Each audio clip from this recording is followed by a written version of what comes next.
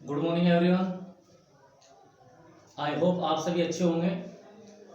और ये जो वैश्विक महामारी आई हुई है पूरे दुनिया के अंदर, इसको दूर भगाने में, इस कोरोना को दूर भगाने में आप अपना पूरा सहयोग कर रहे होंगे।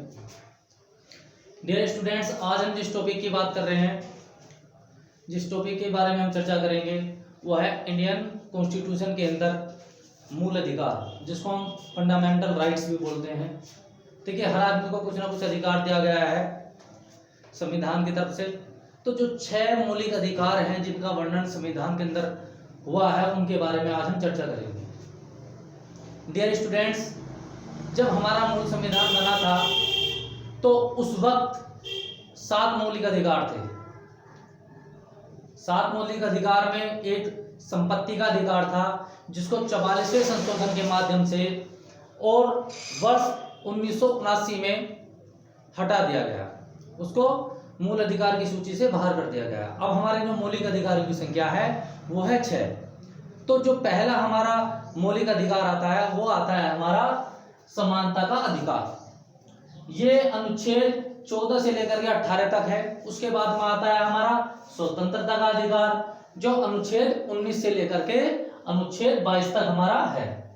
तीसरा आता है शोषण के विरुद्ध अधिकार। यह हमारा अनुच्छेद 23 और 24 के अंदर इसका वर्णन किया गया है। चौथा हमारा जो मौलिक अधिकार आता है वो होता है धार्मिक स्वतंत्रता का अधिकार, मतलब सभी धर्मों को अपना धर्म मानने की स्वतंत्रता दी जाए।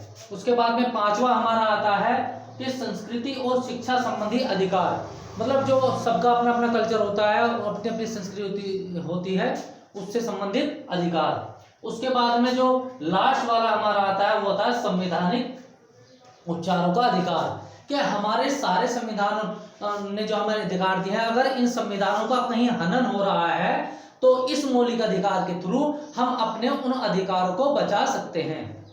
डियर स्टूडेंट्स, अब हम इसको डिफाइन करेंगे, क्लियर करेंगे कि अलग अलग तरीके से जो हमारे मौलिक अधिकार हैं, जैसे समानता का अधिकार है जो अनुच्छेद 14 से लेकर के 18 तक है, तो उसमें जो 14 से 18 तक है 1 बाय 1 कैसे अलग अलग कैसे हैं वो।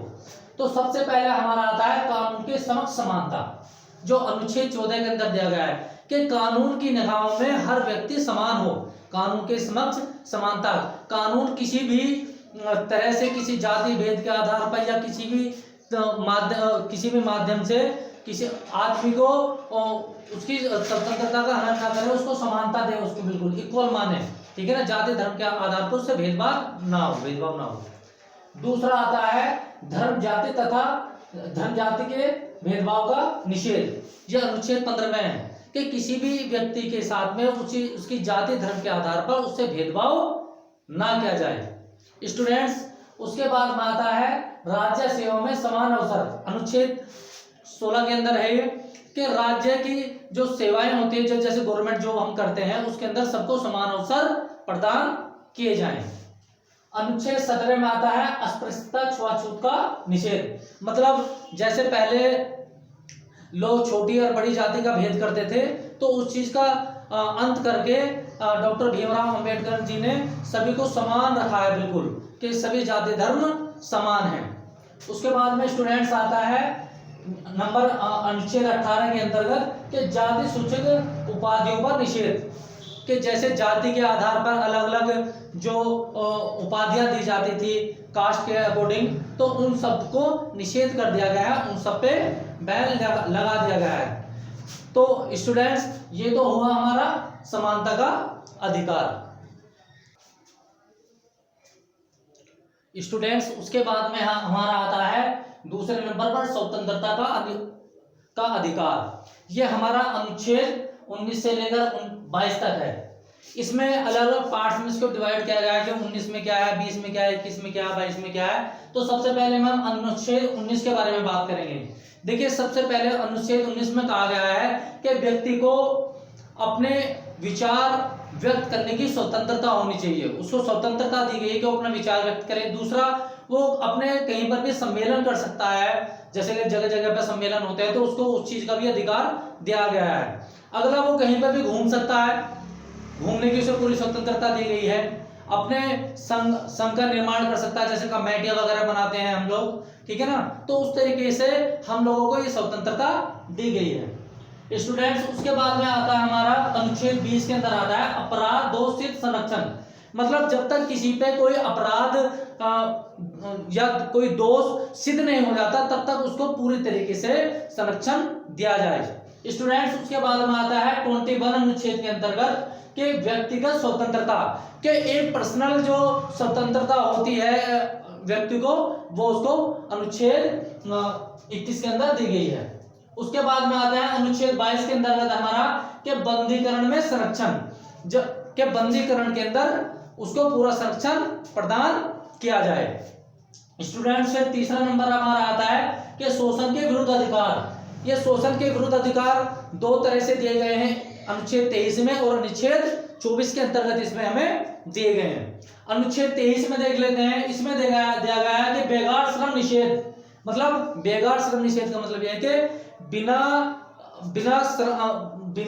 वेतन श्रम, मतलब क्या हमसे काम तो करा लें लेकिन हमें पैसा ना दें, ठीक है ना। बहुत से लोग काम करा लेते हैं, पैसे नहीं देते हैं। उसके बाद स्टूडेंट्स आता है 24 जो है हमारा अनुच्छेद, इसके अंदर क्या बाल श्रम निषेध, कि जो बच्चों से काम कराते हैं, आपने भी देखा हो छोटे छोटे बच्चे जो अलग अलग दुकानों पे काम करते हैं, ठीक है ना, जिसका नाम छोटू रख देते हैं कि छोटू ये लेगा, छोटू ये लेगा।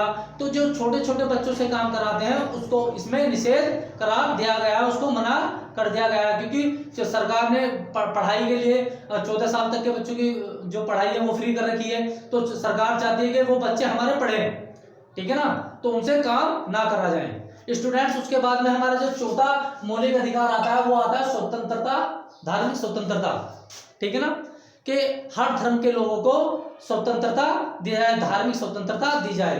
तो ये हमारा अनुच्छेद 25 से लेकर अनुच्छेद 28 तक है।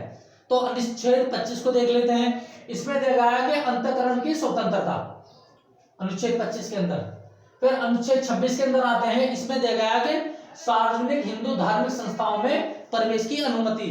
इसका मतलब यह है कि जितने भी हिंदू धार्मिक स्थल हैं वहां पे हर किसी को जाने की अनुमति दी जाए। ये नहीं कि छोटी जाति का है या बड़ी जाति का है, ठीक है ना, कि जाति धर्म के आधार पर, ठीक है, उसको वहां पे जाने से ना रोका जाए।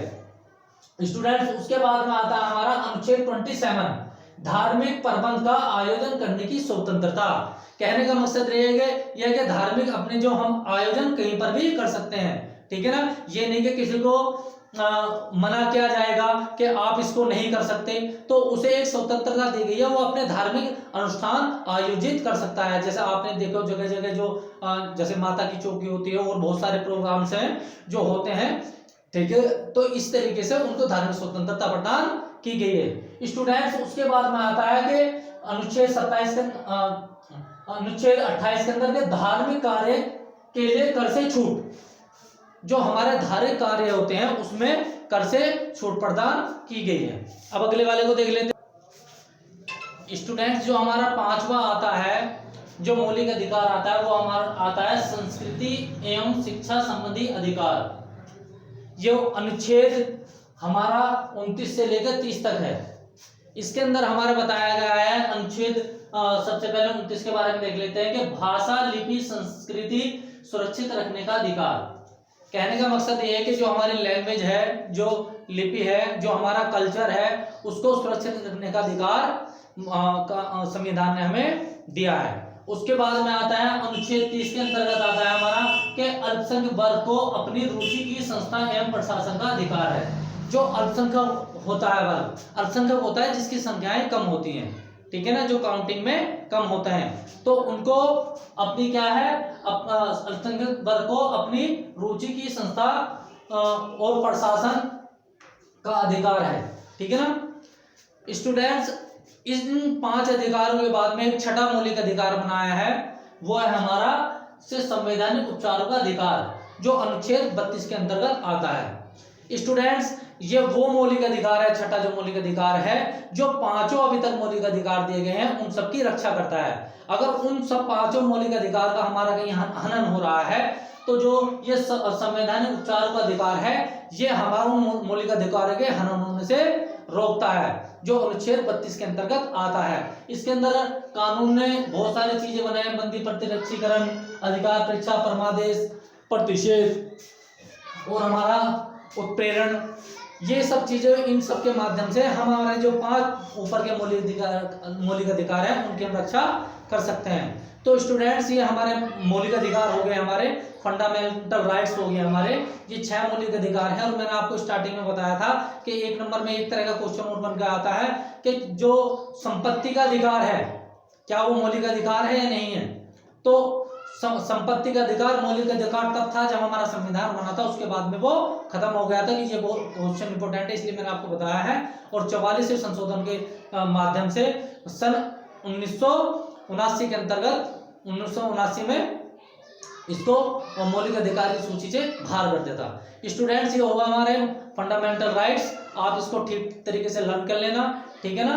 आपके बीएड एग्जाम में मैं समझता हूँ कि 100% इसके अंदर से क्वेश्चन बन के आएगा आपको, चाहे वेरी शॉर्ट आए या लॉन्ग क्वेश्चन आपको आए, तो आप इसको स्टडी कर लेना।